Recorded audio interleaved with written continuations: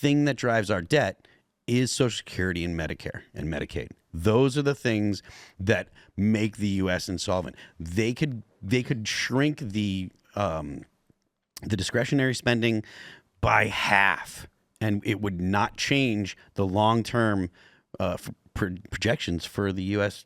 debt and for our deficit. Like, it just wouldn't. Since 2008, since the financial collapse, they were saying Obama kicked the can down the road by bailing out Fannie Mae and Freddie Mac. Bro, Ronald Reagan kicked the can down the road. This is like the end of the road. This is where the can is no longer being kicked. This is the moment where they're like, we're going to stop kicking the can, everyone. And they said it was going to hurt. So people lose Medicare. Like, if people lose their Social Security, old people, and then they go homeless, like, that's the end of the road. But the energy. Just bear in mind, the option, right, is not you get rid of Social Security and Medicare or you don't get rid of it. It's you try to fix it and do your best you can to fix it, or else the whole country loses it. So what's Elon doing with it anyway? Well, Elon hasn't actually touched anything. He hasn't done a thing with it.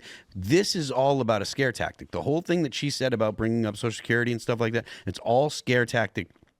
And they're saying, oh, he's going to do this, he's going to do that. Because right now, the stuff that he's focused on is only the discretionary spending. Stuff like even if he were to go after the military budget, right? The military budget's still discretionary spending. That doesn't affect the actual long-term, forecast for our economic problems. There are people on the left that are always going to say, oh man, we're spending so much money on the military, and if we just stop spending money on the military, everything would be fine. That is absolutely false. That is absolutely false. As much as I don't want the U.S. to spend money on foreign aid is not going to make the United States go broke. The money that we send to Ukraine, it's not going to make the U.S. go broke. It is a drop in the bucket compared to the spending that we do on Medicare, Medicaid, and Social Security.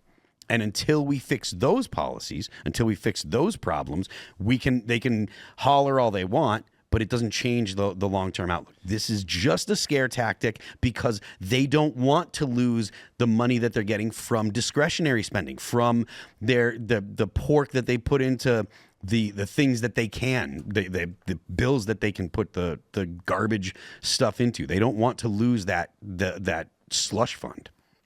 So we need Maha. I mean, I love this idea as well. When we talked to RFK at the Libertarian convention. Oh, this again. There's a third surge playing with my mind.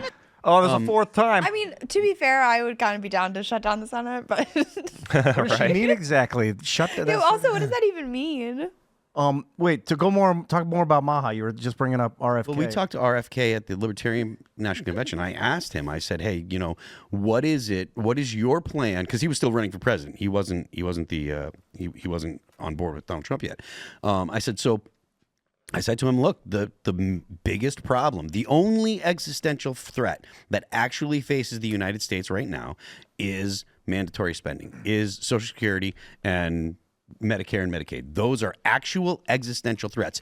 There is nothing else, in my opinion. Maybe nuclear war is an existential threat, but that's it. That's the only existential threat that we face is the unfunded liabilities. And so I asked him, I was like, hey, what do you plan to do about these situations? And so I don't think that he was quite prepared for the question, because I think that people don't tend to ask that much because it's such a third rail question. But he did say, he's like, look, we need to make America healthy again. We need to get people off this terrible food. We need to lower the obesity rate. We need to get people that are developing, prevent people that are developing diabetes from developing diabetes. He's relating all of these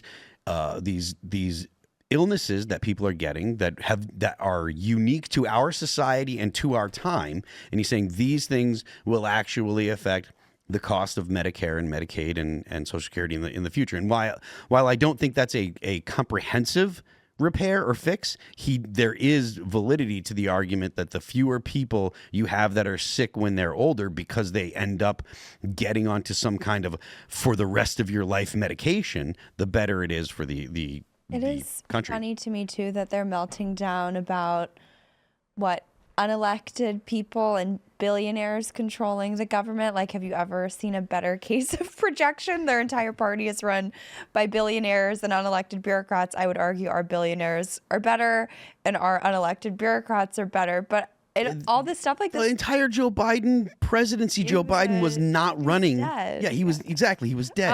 It's infuriating. Or he could have been, and it really wouldn't have been a different. But I also do think anytime I see, like, what we're talking about, how just horrible, right, the status quo is when it comes to all things healthcare, or just fiscally how irresponsible we are.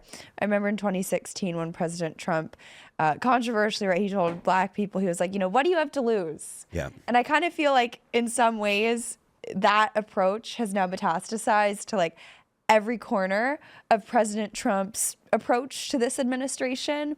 And I think it's very valid, right? It's like fiscally, what do we have to lose? It's not going well. Like you don't have the moral superiority or the fiscal solvency superiority to say that, oh, no, you got to stay out of this building. You don't know what you're doing. It's like, actually, you guys have had the keys to the kingdom, the castle for a really long time. And you guys have screwed up for a really long time. Same with the healthcare stuff. So I think it's like, what does America have to lose? I mean, yes, obviously a lot. But on the other hand, a continuation of what the status quo is also, doesn't work. Thanks for checking out this clip from Timcast IRL.